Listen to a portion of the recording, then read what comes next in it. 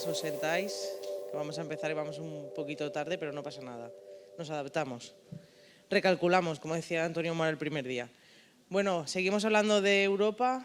Yo creo que he subido para presentarte, igual no hace falta. Igual te conocen más a ti que a mí en este escenario. Pero bueno, no pasa nada. Borja Fernández viene a hablarnos de Europa también. Aprovechamos siempre el jueves para hablar de Europa desde otra perspectiva. Ya digo, dudo que necesite presentación, más viendo la media de edad, pero bueno, muchísimas gracias por participar en la Semana de la Economía, por estar con nosotros, así que no me enrollo más y os dejo con él. Muy bien.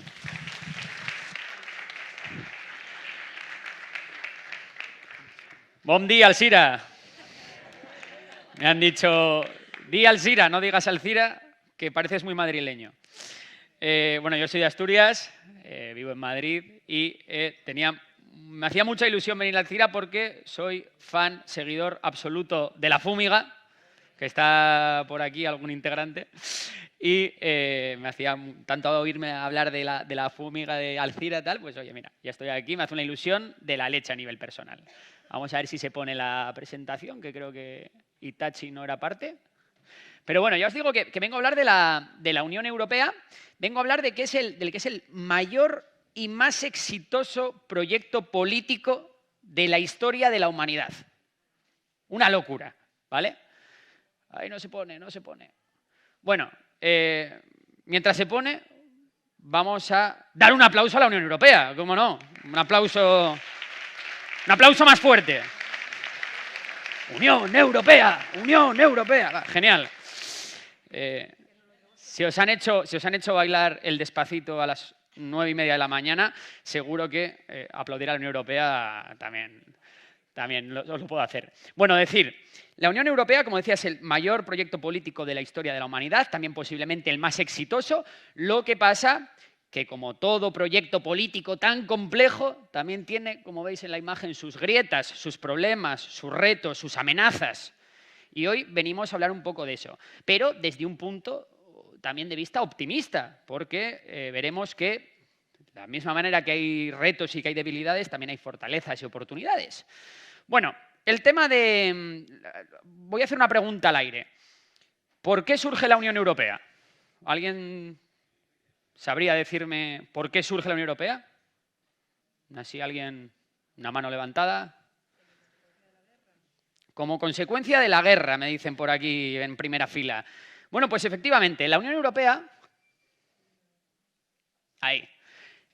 surge para que los europeos nos dejemos de matar entre nosotros.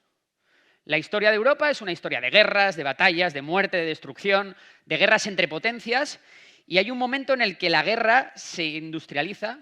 Por cierto, un saludo, que me han dicho que diga, a todo el mundo que nos ve desde casa. Hay gente ahí en el directo. Un saludo también a vosotros. Bueno, decir que hay un momento en el que la guerra se industrializa, porque el ser humano avanza y el ser humano encuentra nuevas maneras de matarse. Es una locura, pero es así. Y entonces, la capacidad que hemos desarrollado para matarnos, en Europa dijeron, se nos está yendo de las manos, la Segunda Guerra Mundial, entre 50 y 70 millones de muertos, la mayor guerra de la historia de la humanidad, y dijeron, esto hay que pararlo. ¿Y cómo lo paramos? Bueno, vamos a hacer un repasito histórico muy rápido de lo que ha sido la historia de la Unión Europea. Y dijeron, bueno, Schuman dijo, Europa no se puede hacer de una vez, hay que hacerlo poco a poco. Y lo primero que se hizo fue, bueno, pues vamos a empezar a crear interdependencias económicas entre nosotros para que dependamos económicamente los unos de los otros y así no nos tengamos que matar, porque el coste de matarnos va a ser demasiado elevado para nuestras economías. Y así es como se crea el Tratado de París, ¿no? Que es la creación de la CECA, de la Comunidad Europea del Carbón y del Acero. ¿Y por qué carbón y acero? Pues porque el carbón y el acero es lo que se necesita para construir tanques, artillería, aviones de guerra. Es decir, si creamos interdependencias en el carbón y el acero, va a hacer que, no nos vayamos a matar entre nosotros y vamos también a saber cuando alguien está creando un ejército con fines un poco complicados. Luego, después de eso, vio que fue bien la Comunidad del Carbón y el Acero y dijeron, bueno, vamos a ir un poco más allá, vamos a crear la Comunidad Económica Europea y también otra institución para todo lo que tenga que ver con la energía atómica, que por aquellas estaba surgiendo en todo el mundo, era el inicio de la Guerra Fría. Aquello salió bien, empezó gente a unirse al club, llegó Reino Unido, llegaron los países escandinavos, llegó España, Portugal, toda la peña para allá. Y entonces fue cuando dijeron, bueno, vamos a ir un pasito más allá. Vamos a crear un mercado común. Un mercado común básicamente es una zona en la que no hay aduanas. Es decir, hay una libre circulación de personas, hay libre circulación de capital, de mercancías, sin que haya controles fronterizos de por medio. Y así es como llega la Unión Europea, ¿no? Pasa de ser la Comunidad Económica Europea a la Unión Europea. Y hay gente que dijo, venga, vamos un poquito más allá, que esto está saliendo muy bien, llevamos 50 años sin matarnos entre nosotros, esto es un absoluto hito.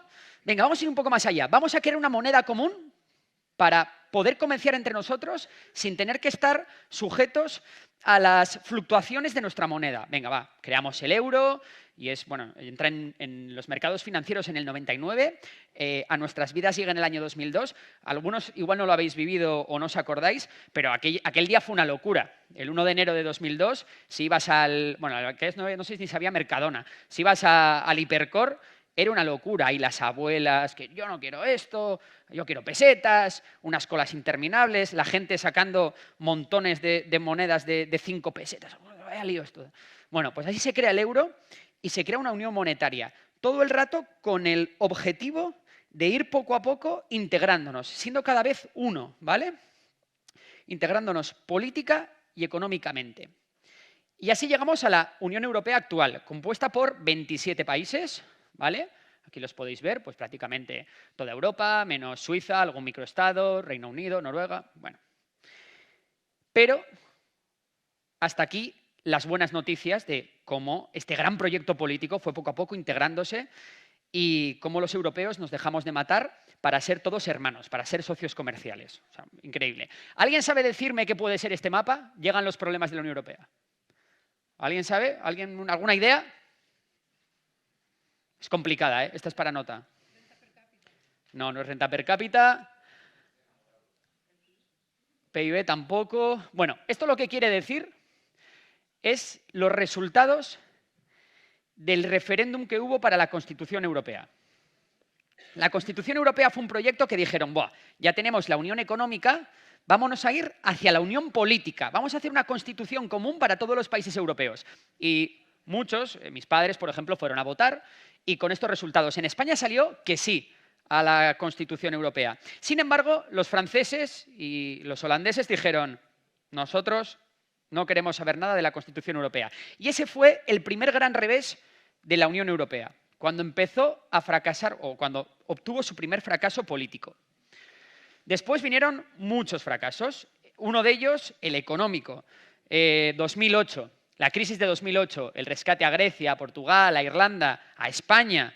Ese fue una gran prueba de fuego para la Unión Europea. ¿Por qué? Porque por primera vez los europeos tuvimos diferentes necesidades económicas y como nuestra política monetaria estaba en manos del Banco Central Europeo, de repente decía el Banco Central Europeo, ¿qué hago? ¿Beneficio a Alemania y al resto de grandes potencias nórdicas o beneficio a los países mediterráneos que lo están pasando mal? Y entonces hubo ahí ese problema que puso a prueba a la Unión Europea en materia económica. Luego vino la guerra de Siria, otro gran problema para la Unión Europea. ¿Por qué? Porque hubo una crisis de refugiados.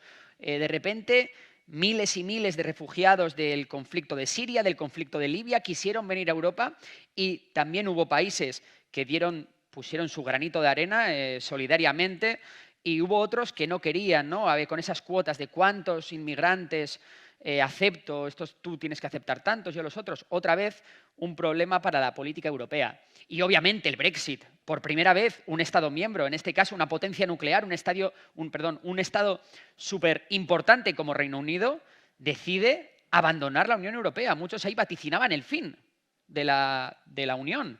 Era una prueba de fuego muy grande. ¿Y qué decir de la invasión rusa de Ucrania, ¿no? Que ponía una presión muy grande en la economía europea y sobre todo en el sistema energético europeo, ¿no? Por tanto, hemos visto cómo en los últimos años la Unión Europea ha tenido que soportar amenazas muy grandes y problemas muy grandes que han puesto en entredicho incluso la cohesión de la propia Unión Europea, ¿no? Sin embargo, a pesar de todos estos problemas, podemos ver que el índice de desarrollo humano, que es un índice que tiene en cuenta la esperanza de vida, la renta, la educación, ¿vale? Podemos ver como, ostras, no estamos tan mal. De todo el mundo, la parte junto con América del Norte y Australia, la parte donde hay un índice mayor de desarrollo humano es Europa. Si vemos la renta per cápita, ostras, pues hombre, tampoco está tan mal. Oye, más o menos, las rentas per cápita más altas están en la Unión Europea también junto con América del Norte y Australia. Si vemos la esperanza de vida, ostras, campeones, campeones, ¿no? Si vemos el índice de Gini, que mide la desigualdad, ¿no?, en las economías, ostras, vemos que incluso en la Unión Europea hay más igualdad de la que hay en Estados Unidos o en Australia. Si vemos la criminalidad, la Unión Europea es uno de los sitios más seguros del mundo. Pues imaginaros, ¿no?, si lo comparamos con Latinoamérica o con África, que no tiene ni datos. Imagínate cómo está ahí el tema, ¿no? Y si vamos a incluso el nivel de democracia, el índice democrático, vemos que no hay ningún sitio tan democrático y tan libre como la Unión Europea. ¿Con esto qué quiero decir? Que la Unión Europea tiene problemas, tiene retos, tiene amenazas, pero sigue siendo el mejor lugar para vivir del mundo. Alguien me dirá, bueno, está Canadá. Sí, está Canadá, está Australia. Vale, junto con Canadá y Australia. El mejor sitio para vivir del mundo. Por tanto, es el lugar más libre, más igualitario, más democrático. Por tanto, es un modelo que yo creo que merece la pena defender, ¿vale? De todos los problemas que hemos visto. ¿Qué pasa? Que la Unión Europea tiene que encontrar su sitio en el mundo, porque hasta ahora estaba la Guerra Fría primero, la Unión Soviética contra el bloque occidental, lucha de titanes. Después de la Guerra Fría vino la caída de la Unión Soviética y de repente el mundo era unipolar.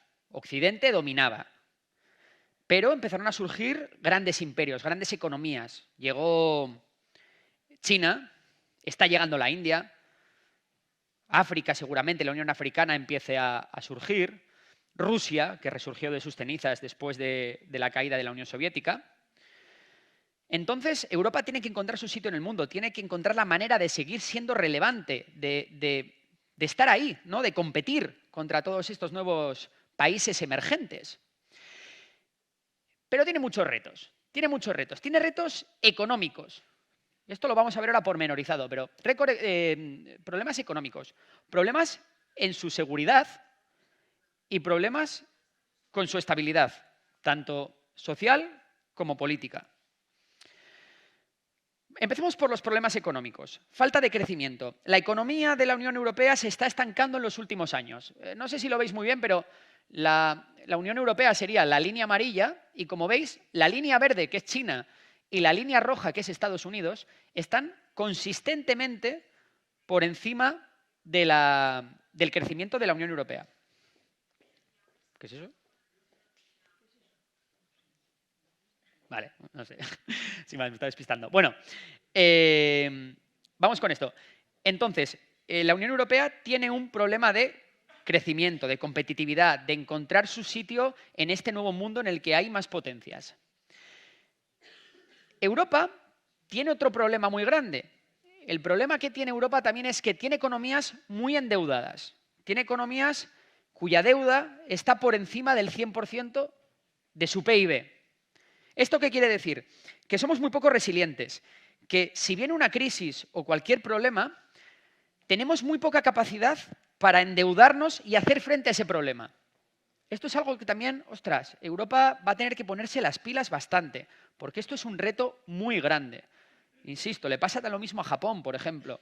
Son deudas tan altas con respecto a nuestro PIB que si mañana hay una gran crisis económica y queremos endeudarnos más para que la economía siga funcionando, tenemos muy poco margen, porque la gente, una deuda significa que tú le vas a pedir dinero a alguien y ese alguien te lo deja a cambio de un interés. Si tienes mucha deuda, ese alguien que te deja el dinero te va a decir, sí, yo te dejo el dinero, pero el interés que te voy a cobrar es mucho porque no me fío que me lo devuelvas, que ya tienes mucha deuda. Por tanto, este es otro problema.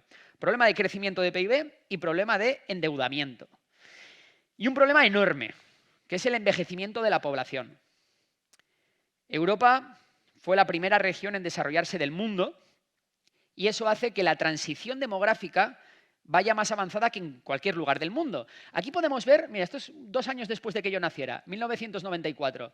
La pirámide de población europea tenía más o menos una forma de pirámide.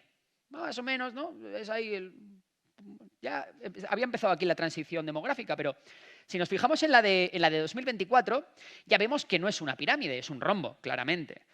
La gente más numerosa ahora mismo son los que se encuentran entre 40 y 60 años. El problema va a ser cuando yo me jubile más o menos, que será 2059, cuando la pirámide se ha invertido. Antes era así y ahora es así, ¿no? Cuando los mayores grupos de edad sean los situados entre 70 y 75 años. Ahí hay un problema porque, ostras, va a haber que mantener a toda esa gente. Y esa base tan pequeñita va a tener que mantener a la base de la pirámide invertida. O sea, ahí vamos a tener un problemilla grande. Luego veremos soluciones, ¿eh? Como digo, me gusta ser optimista y me gusta darle una vuelta de tuerca a esto. ¿Qué más tenemos por ahí? Bueno, hemos visto los retos económicos. Vamos a ir ahora con el tema de la seguridad. Y empecemos por la seguridad física. Retos muchísimos. Por lo que sea, el mayor proyecto político de la historia de la humanidad está siendo amenazado por diferentes actores que quieren que eso implosione. Por ejemplo, tenemos a Rusia. Tenemos a Rusia, enemigo geopolítico de la Unión Europea, number one ahora mismo. Está en el top. Está en el top. Tenemos, aparte, el tema de la inmigración. Y el tema de la inmigración, porque están los ataques directos, que son los que hace Rusia, por ejemplo, en Ucrania. Cojo aquí, te entro con los tanques, mando a los aviones, a los Sukhoi, meto toda la artillería e intento ir a por ti por la fuerza, que es lo que ha sufrido Ucrania, lo que sufrió Georgia en su día. Pero luego también están los ataques híbridos. Es decir, los ataques que no son directamente un ataque militar, pero que son un ataque, vamos a decir, bajo manga, ¿no? Por ejemplo, ¿qué hace Bielorrusia? Bielorrusia trae inmigrantes de países como Afganistán, se los trae a su país, los suelta en la frontera con Polonia y les dice, ¡hala, ahí tenéis Europa!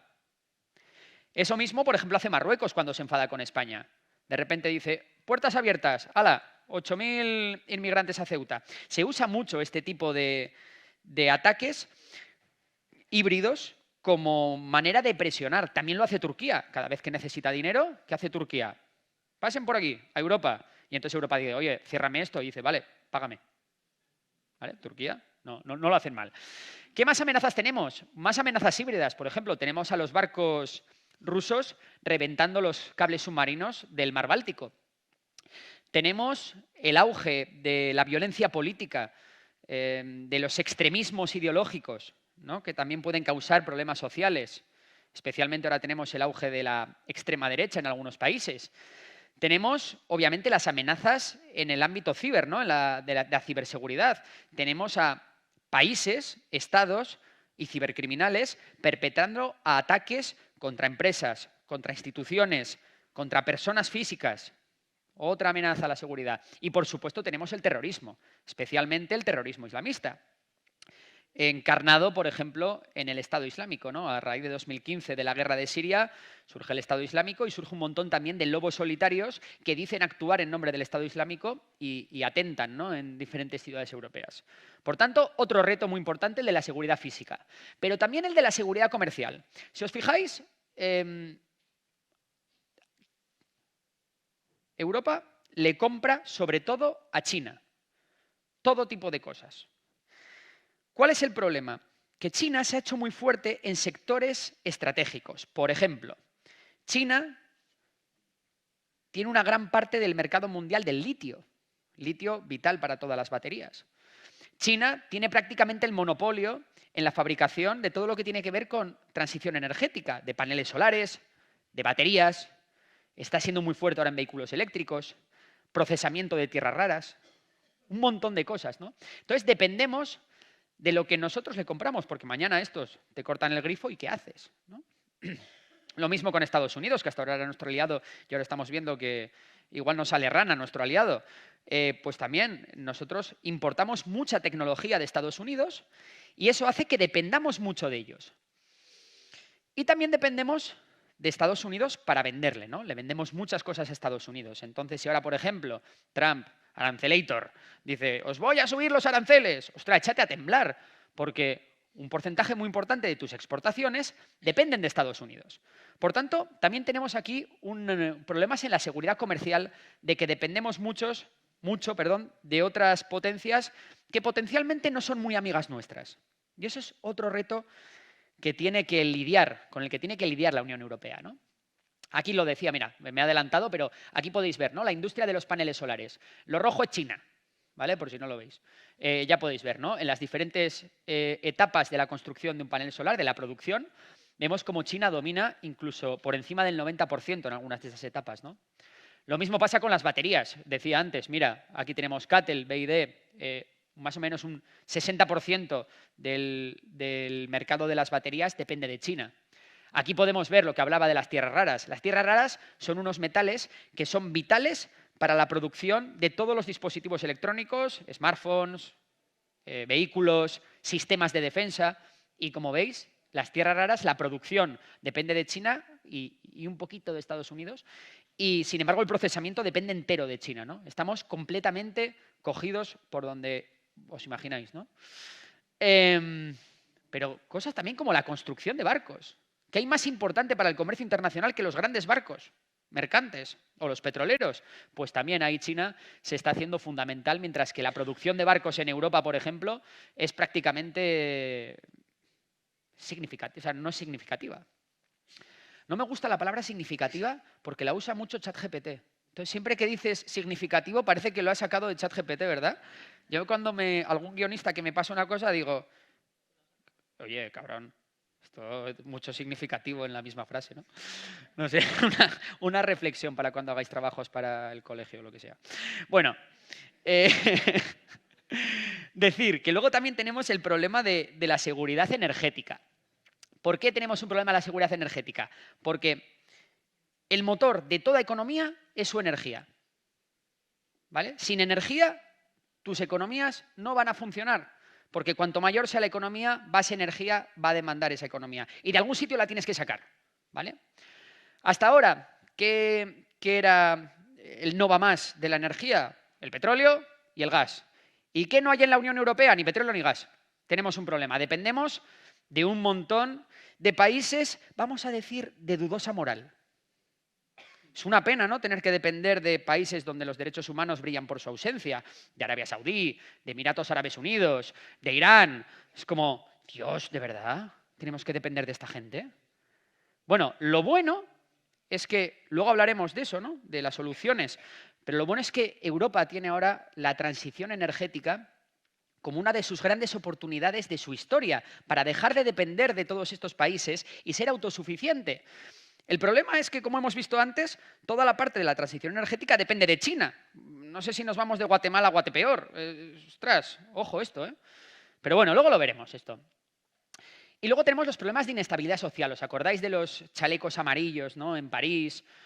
¿Os acordáis de, bueno, por ejemplo, el Brexit empieza por un problema social, por protestas en las calles, y que al final eso va evolucionando hasta que Reino Unido gana un referéndum, que ahora todos están, ostras, ¿qué hicimos? ¿Qué hicimos? ¿En qué momento dejamos la Unión Europea? Pero el caso es que la dejaron, ¿no? Entonces, bueno, si mantenemos todos estos problemas y retos sin darles respuesta, lo normal es que este tipo de movilizaciones, este tipo de incidentes, se vayan multiplicando en los próximos años, ¿no? Y luego también tenemos la inestabilidad política. Todos estos problemas que os acabo de comentar, lo que hacen es que se haya creado un movimiento anti-Unión Europea. De decir, no, hay gente que dice, no quiero integrarme, no quiero perder mi soberanía con la Unión Europea y quiero que todas las decisiones de nuestro país dependan exclusivamente del gobierno nacional. Es decir, cargarse el proyecto europeo, lo que se llama el euroescepticismo, es muy complicado decir, euroescepticismo, ¿vale? Y vemos que el euroescepticismo cada vez es mayor en el Parlamento Europeo, tanto por el lado de la izquierda, que bueno, ahí no está creciendo, pero sobre todo por el lado de la derecha, ¿no? Tenemos países abiertamente euroescépticos en el Parlamento Europeo. Por tanto, al final, todos los problemas de los que os acabo de hablar acaban redundando en una inestabilidad política y en poner en peligro el modelo de la Unión Europea, que hemos visto que ha sido el modelo más exitoso de la historia de la humanidad, como antes os demostré con los datos, ¿no? Los datos de democracia, los datos de igualdad, los datos económicos. Entonces, estos son los grandes retos de la Unión Europea. Pero, como os dije, hostia, ahora que bajón irnos para casa, ¿no? Sí, hostia, estamos jodidos, perdón, con perdón. Vamos a ver cómo podemos llevarnos esto a nuestro terreno, cómo de esto podemos llevarnos una idea optimista de hoy para salir de aquí diciendo, ojo, que no estamos tan mal, al loro que decía Laporta, ¿no? Bueno, pues tenemos bastantes cosas. Lo más importante para los problemas económicos. Hay gente que dice, pues hay que bajar los impuestos. Hay gente que dice, pues hay que subirlos. No me voy a meter ahí. Me voy a meter en algo mucho más importante para una economía que bajar o subir los impuestos. Vamos a hablar de productividad. De cuánto produce cada trabajador en una hora. ¿De qué depende la productividad? De muchísimas cosas, ¿vale? Pero sobre todo de cómo aplicamos la tecnología a los procesos productivos. Cuantas más herramientas tecnológicas y cuanto mejor las integremos en nuestro día a día, más productivos vamos a ser. Obviamente, tenemos muy claro caso de ChatGPT. Antes un contrato tenías que andar redactándolo tal y cual, ahora lo tienes en un segundo. ¿Cuánto tiempo te ahorra eso para hacer luego tú cosas más productivas? Pues eso va un poco, ¿no? La productividad. No es lo mismo tener que atornillar tornillos que tener un taladro, ¿no? Pues eso es la productividad.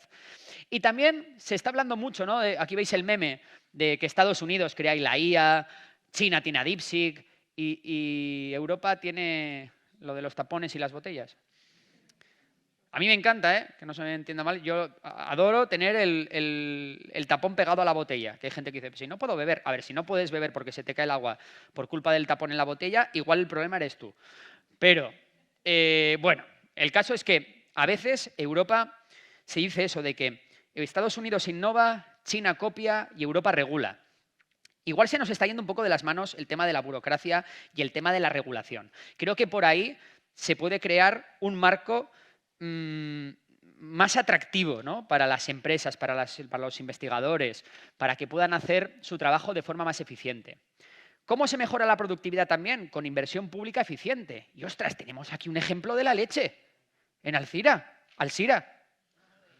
Oye, tenemos un pedazo de evento con dinero público y cooperación privada que, ostras, la gente, oye, estamos aprendiendo, hay empresas que han venido, hay una colaboración público-privada y eso se puede extender a todos los campos, ¿no? de la economía, la cooperación público-privada, pero tiene que ser eficiente. Y aquí tenemos el ejemplo de China. China lo ha hecho muy bien. China ha dicho, ¿cuáles van a ser los mejores sectores de aquí a 20 años? La transición energética, nos metemos ahí. La inteligencia artificial, nos metemos ahí. La robótica, nos metemos ahí. Ostras, están teniendo miras de largo plazo. China, es verdad que no siendo una democracia es mucho más fácil hacerlo. Aquí tenemos que ganar elecciones cada 4 años. Pero China planifica las cosas a 50 años. Tiene visiones estratégicas a muy largo plazo. Y eso es algo que yo creo que ha faltado en Europa. Y luego tenemos que tener autonomía estratégica, es decir, no depender de otros, no depender de China, no depender de Estados Unidos, no depender de las monarquías del Golfo Pérsico, que no nos gusta depender de esa gente. Entonces, en materia energética, como decía, la transición energética, las energías renovables, es la primera vez en la historia, bueno, con el carbón del siglo XIX, pero es la primera vez en la historia que vamos a poder tener nuestra propia energía y siendo la energía más barata que existe, que es la energía solar. Encima se están desarrollando las baterías, por tanto, se va a poder almacenar la energía renovable intermitente. También tenemos la energía nuclear, barata, más o menos limpia. Tenemos esa que puede ser un complemento perfecto a las renovables en el tema de la transición energética. ¡Ostras, aprovechémoslo! Luego tenemos también, esto viene un poco con la regulación, tenemos una gran riqueza mineral en Europa que no se está explotando. En España hay litio, hay tierras raras, hay muchas cosas que podemos aprovechar. Igual depender en recursos estratégicos totalmente del exterior no es la mejor idea para crear una economía resiliente. Y más cuando se está demostrando que hay muchos países en los que no puedes confiar, ¿no? Y por último tenemos el tema de la autonomía tecnológica. No podemos depender exclusivamente de las transferencias tecnológicas de Estados Unidos. Tenemos que salir de la bolsa marsupial estadounidense. Esto se ve muy bien en defensa. En defensa le hemos dado nuestra defensa a Estados Unidos y ahora dependemos de ellos, ¿no? Ahora hablaremos de esto. Soluciones a la seguridad, lo que hablaba, ¿no? De la defensa, de la seguridad física. De la misma manera que hemos hecho una integración económica en la Unión Europea, una integración política, de hecho las instituciones europeas cada vez son más importantes. ¿Os acordáis de la crisis cuando la cabeza de Europa era Merkel? Que decía todo el mundo, ya está la Merkel, ya está liándola. Bueno, pues ahora todo el mundo conoce a Ursula von der Leyen y nadie piensa en Olaf Scholz como la cabeza de Europa. Entonces, eso quiere decir que, más o menos, las instituciones europeas están ganando peso. Pues de la misma manera que ha habido una integración económica y política, tiene que haber una integración en materia de defensa, ¿vale? Un proyecto de fuerzas armadas conjuntas en las que se planifique la defensa de la Unión Europea de forma común. Es súper, súper, súper importante. Y lo mismo con la industria de defensa, porque ahora mismo cada uno está haciendo la guerra por su cuenta. En vez de hay algún programa conjunto, pero, ostras, los franceses están creando submarinos, nosotros también. ¿Tiene sentido que cada país europeo desarrolle su propio submarino? No sé, no sé. Luego, el tema de la seguridad comercial, pues lo que hablábamos, ¿no? Diversificación de proveedores y clientes y la inversión en sectores estratégicos. Esto me estoy repitiendo un poco, pero es que es tan importante, es tan importante. Y lo mismo con la parte, es que como me he preparado la charla, a veces me adelanto a lo que tengo que decir luego. Pero bueno, lo que hablamos de las renovables, ¿no? Que es una oportunidad de oro, que por primera vez hay algo técnicamente posible para no depender energéticamente de países de dudosa moralidad. Y luego tenemos la inestabilidad, ¿no? Tanto social como política. Y aquí el gran problema de la Unión Europea creo que lo ha tenido a la hora de comunicar. Están mejorando, pero el gran problema de la Unión Europea es de comunicación, de que no tenemos ni puñetera idea de qué están haciendo en Bruselas. No tenemos ni idea de qué se hace en Europa, qué depende de la Unión Europea, cómo influye la Unión Europea en nuestro día a día, ¿no? Y aquí he puesto algunos datos. Por ejemplo, que todos podamos hacer transferencias bancarias gratis. Eso es una regulación de la Unión Europea. Que no nos cobren las grandes tarifas de roaming, que cuando pasabas antes a Francia y te hubieses los datos encendidos, échate a temblar, ¿vale? Ahora prohibieron esos abusos en la Unión Europea. Lo de que el iPhone tuviese el cargador diferente, eso tuvo que venir a Europa a decir, oye, cabrones, ¿qué estáis haciendo? Que esto es una sinvergonzonería, ¿vale? Entonces, bueno, que la Europa, lo tenemos, aquí algunos se irá o se habrá ido de Erasmus. Yo me fui de Erasmus. Ostras, es una experiencia vital cuanto menos interesante, ¿no? Mola mucho el Erasmus. Entonces, también eso depende de la Unión Europea. La tarjeta sanitaria, yo me fui de Erasmus y me fui con mi tarjeta sanitaria por si un día me pasaba algo, me atendían y no tenía que gastarme un absoluto dineral si me torcía un tobillo. Pues al final son cosas, o lo de simplemente ir de viaje y no tener que hacerte el visado y pagar la tasa y tal. O yo, por ejemplo, bueno, aparte de todo el tema de YouTube, tengo una empresa de una historia de zapatos y tal. Podemos vender mercancía. O sea, nuestro país es toda la Unión Europea. Puedo vender a Francia, puedo vender a Bélgica, puedo vender a Irlanda sin tener que pagar aranceles. Y eso es una absoluta pasada, porque tu mercado potencial ya deja de ser 46 millones de personas que hay en España. Son 400. Es un mercado de la leche. Entonces, todo esto está muy bien que Europa lo haga, pero de poco sirve combatir el euroescepticismo si no se cuentan estas cosas. Que bueno, las estamos contando aquí, ni tan mal, oye. Pero bueno, que desde Europa se tiene que hacer ese esfuerzo de hablar de las bondades de la Unión Europea, de hablar de todos los indicadores que os conté antes y de cómo hemos creado, entre todos, hemos pasado de matarnos a crear el mejor sitio del mundo en el que vivir. Y creo que eso es algo que no solo es importante señalarlo a nivel comunicativo, sino que luego nosotros, cada uno individualmente, creo que es responsabilidad nuestra defenderlo. Defender nuestro modelo de sociedad, defender nuestro modelo político, que es imperfecto, que hay muchísimas cosas que cambiar, pero está ahí. Y de momento es ¿cómo se dice eso? Todos los sistemas malos es el mejor, ¿no? De la manera que hemos encontrado de hacer las cosas. Entonces, bueno, por mi parte, esto es todo lo que os quería contar de la Unión Europea. La conclusión que quiero sacar de todo esto es, por favor, vamos a poner en valor lo que hemos construido durante estas décadas y ahora se vienen tiempos convulsos en los que se va a intentar poner por delante otro modelo de civilización que creo que no nos va a hacer mejores. Y eso es un poco la conclusión que quería sacar con todo lo que os he contado hoy. Y ahora sí ya nos podemos poner a responder preguntas.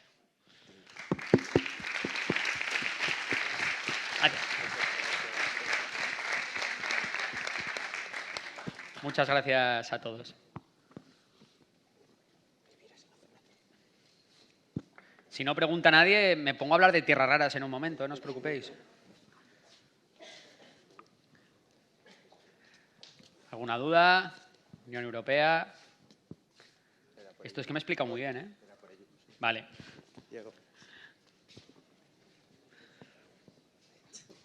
Bueno, ya que hablamos de la Unión Europea, me pregunto, o te pregunto, mejor dicho, que ¿qué te parece que un representante de Inglaterra sea el que representa los intereses de la Unión Europea en el tema del final de la guerra que mangonean Putin y Trump a los amigos?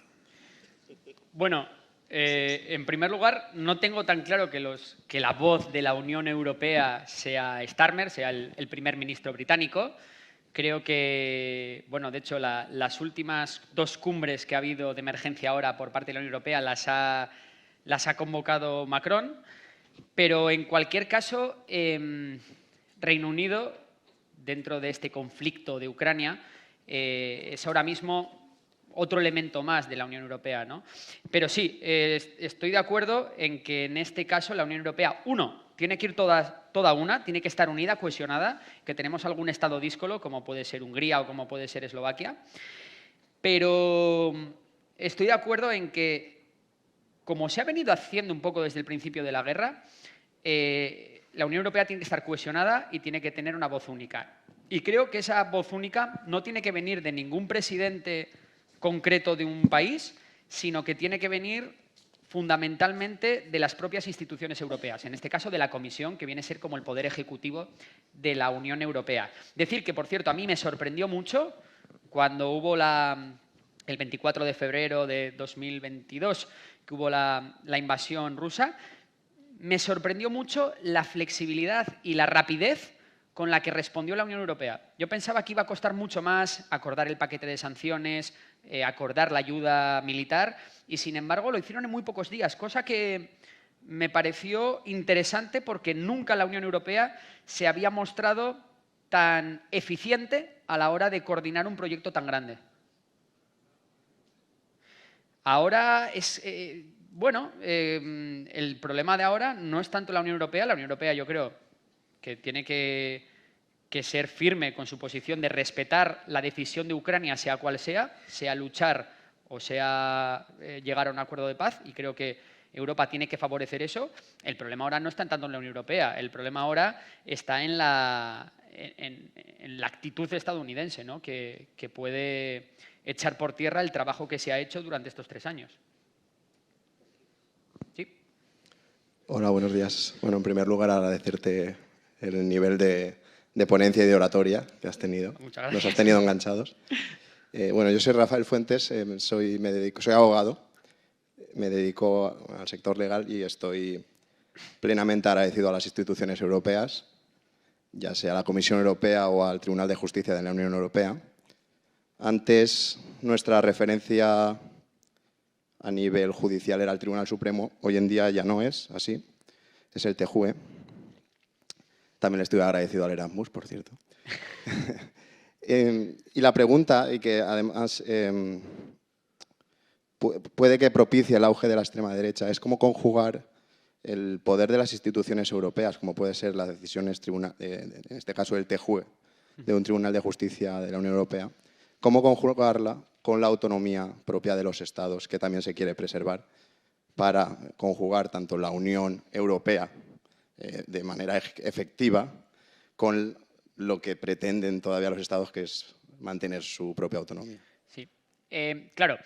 Ahí yo creo que la aproximación que debería hacer los países de la Unión Europea y la Unión Europea en su conjunto es, sobre todo, cerrar filas en las grandes cuestiones estratégicas, en lo que atañe a energía, a seguridad, a la macroeconomía. Y luego creo que como se hizo, mira, es un muy buen ejemplo el de los bancos centrales. Los bancos centrales, un banco central, para el que no lo sepa, es un banco de bancos, básicamente. Tienen como objetivo controlar la inflación y controlar también el crecimiento económico, ¿no? Entonces, lo que hace un banco central es, lleva a cabo la política monetaria, imprimir más dinero, retirar dinero de la circulación, subir o bajar los tipos de interés. Y eso antes, cuando teníamos la peseta, el franco, la lira, todo esto, cada país tenía su banco central, Banco de España, por ejemplo, en el caso de España, que era el que asumía todas estas labores. Sin embargo, en pos de un bien común, los bancos centrales cedieron muchas de sus competencias a Europa, ¿vale? En algo tan estratégico como es la política monetaria, ¿no? Pues yo creo que este es el camino para otros temas estratégicos, como puede ser la defensa o como puede ser la energía, por ejemplo.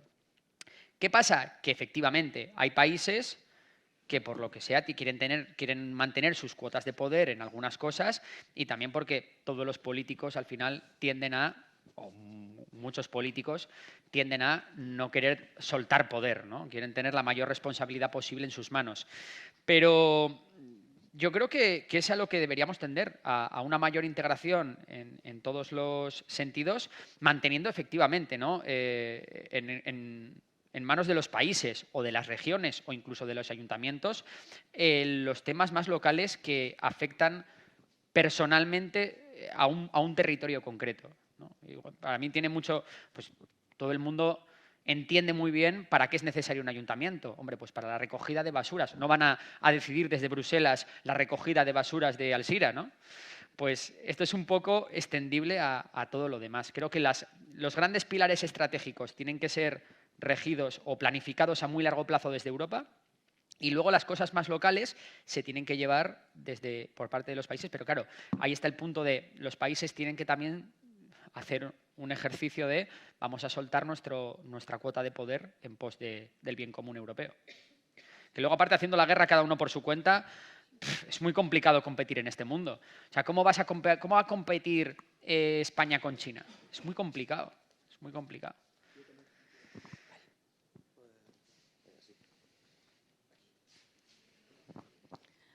Lo mismo que mi compañero. Muchas gracias por la ponencia.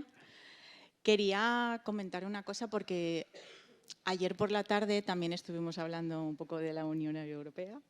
Y bueno, uno de los ponentes nos dijo que estábamos hablando de la IA y que, si no lo entendí yo mal, Estados Unidos y China no habían regulado, digamos, cómo nos afectaba y cómo nos defendíamos y cómo tal. Y entonces lo estoy leyendo directamente de una foto que tomé.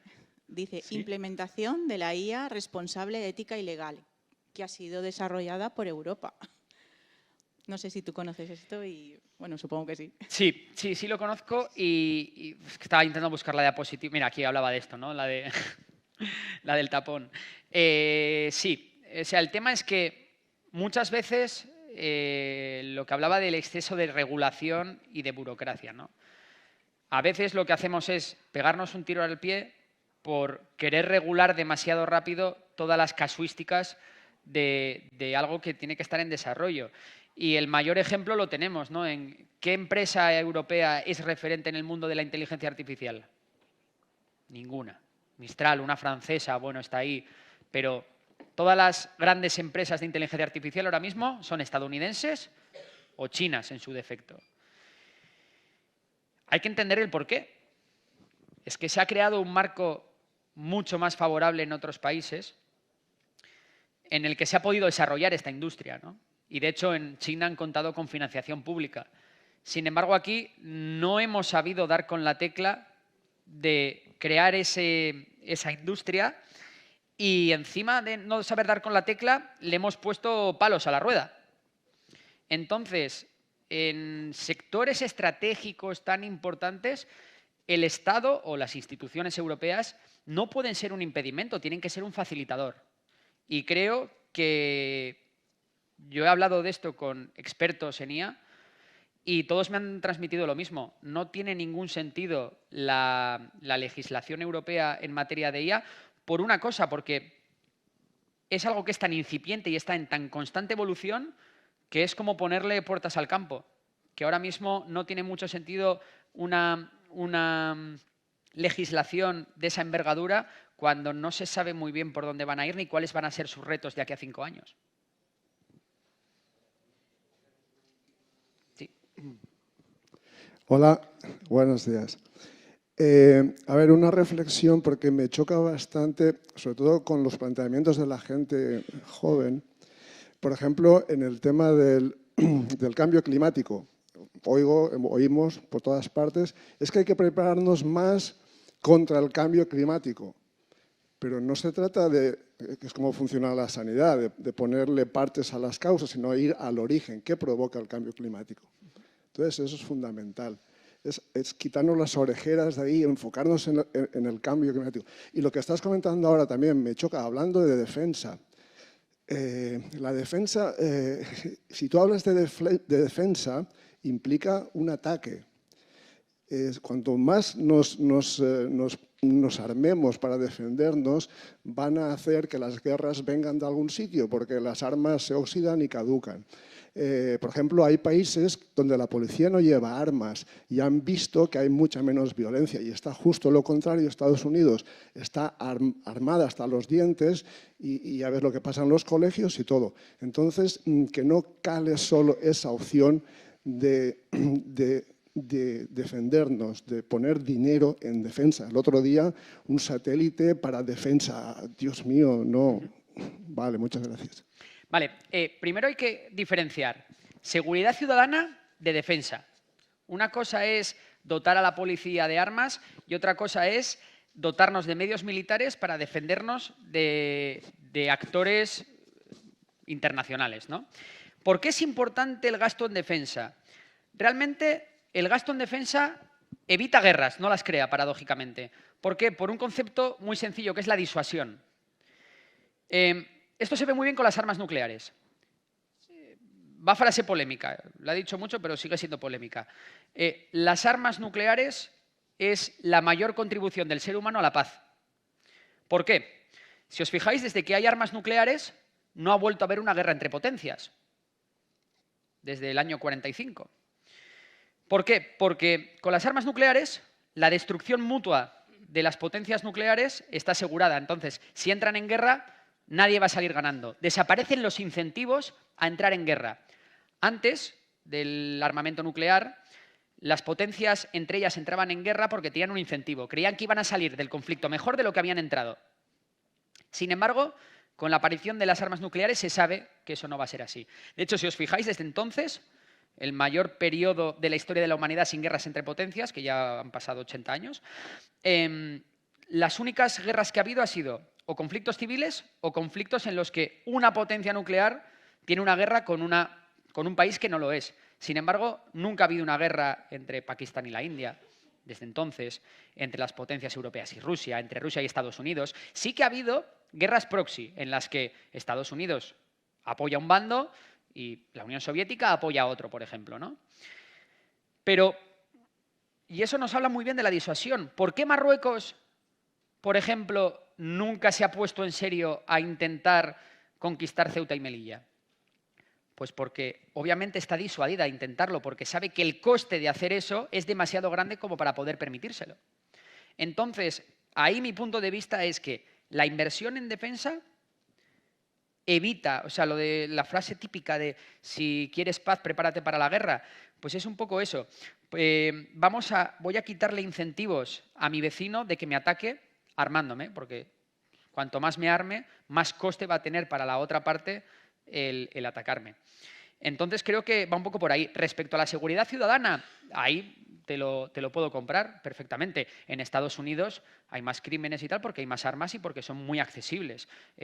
Doy gracias a las instituciones europeas y a la legislación española de que no sea tan permisivo el uso de armas por parte de la población, porque eso efectivamente es una forma de que se alimente la criminalidad. En eso estoy totalmente de acuerdo. En la parte de la defensa creo que efectivamente, si por ejemplo, si Rusia no hubiese estado incentivada de invadir Ucrania porque Ucrania tuviese un ejército muchísimo más fuerte del que tenía, posiblemente se lo hubiera pensado 2 veces. Si Rusia llega a tener conciencia de que en vez de en 3 días iba a estar en Kiev, le iba a llevar más de 3 años tomar el Donbass, posiblemente no habría empezado esta guerra. Lo que pasa que de aquellas, Rusia no estaba disuadida de invadir Ucrania, porque se creían que tenían un ejército mucho más débil del que realmente tenían y porque se creía que la ayuda occidental no iba a ser tan decidida como finalmente ha sido. También esto es opinión personal, ¿eh? Entiendo que podáis tener una opinión contraria, pero mi forma de ver la defensa es esa, de la defensa evita conflictos, la inversión en defensa. Bueno.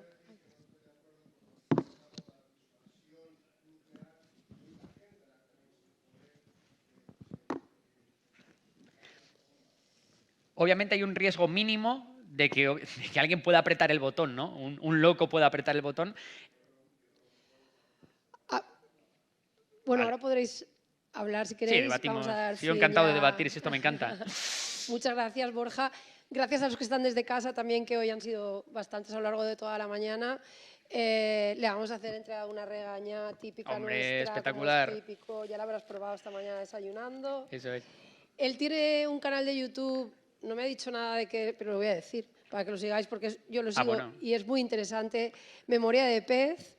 Yo creo que él no tiene memoria de pez. Si es que olvidamos, creo que es en 3 segundos que se olvida Sí. lo que... Tenemos Memorias de pez en el que hablamos de historia y geopolítica y Memorias de tiburón en el que hablamos más bien de economía.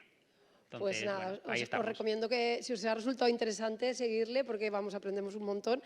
Y nada, deciros que no os vayáis a casa, lo de todos los días, que...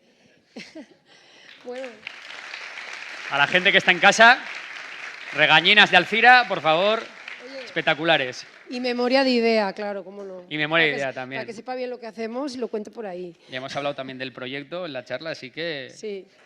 nos vamos con los deberes hechos. Sí, decir que desde el Ayuntamiento tenemos la oficina de proyectos europeos ahí en IDEA, que se llama el Tirón Europe, y también trabajamos la dimensión europea. Obviamente nuestros voluntarios esta semana están formándose en Zaragoza y no han podido asistir, pero bueno, que os quedéis a comer, que los alumnos están esperándoos ahí con su mejor de los deseos, no os vayáis, y esta tarde pues seguimos con Alex Piquera, ya hay un mareo ya. Andreu Piqueras, que es el CEO de Medusa y Zebra, que seguro que habéis oído hablar de estos festivales. Y por último, Alex Vidal, del restaurante Origen, aquí de Carcaixent, que le acaban de dar la estrella Michelin. Así que nada, acabamos el día con temáticas muy variadas y muchas gracias también por venir a vosotros. Espectacular, muchas gracias. Si alguien quiere alguna foto, puede subir a hacerla. Claro.